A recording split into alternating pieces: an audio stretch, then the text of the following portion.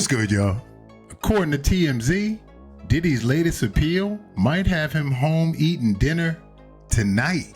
Can you believe that? But here's an idea of what's going on before we hear TMZ's Harvey Levin. All right, let's do it.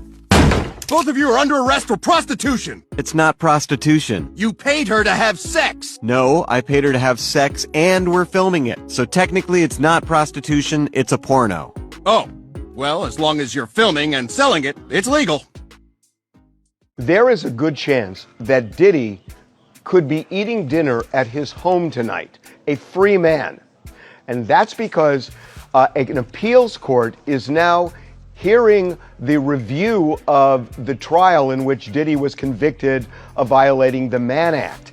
And his defense lawyers are making two arguments that could sway these judges and make them overturn the conviction.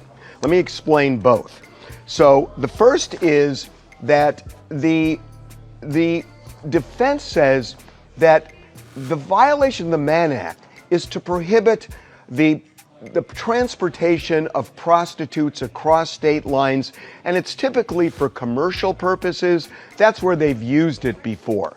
In this case, the defense is saying this is nothing more than kinky porn, and kinky porn is protected by the First Amendment. Now, that may sound crazy, but I'm going to read you something from their brief.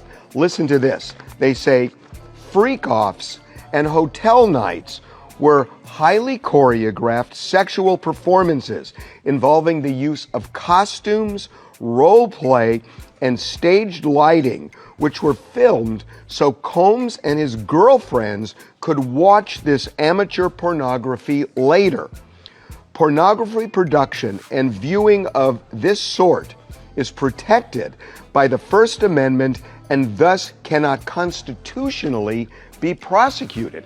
So what they're saying is, look, if you want to use the Mann Act to prosecute people who are moving prostitutes across state lines for commercial transactions, which again is what it's usually used for, that's one thing. But here, there's no commercial purpose. Diddy lost money. He ended up paying the prostitutes. The films were never distributed to anybody.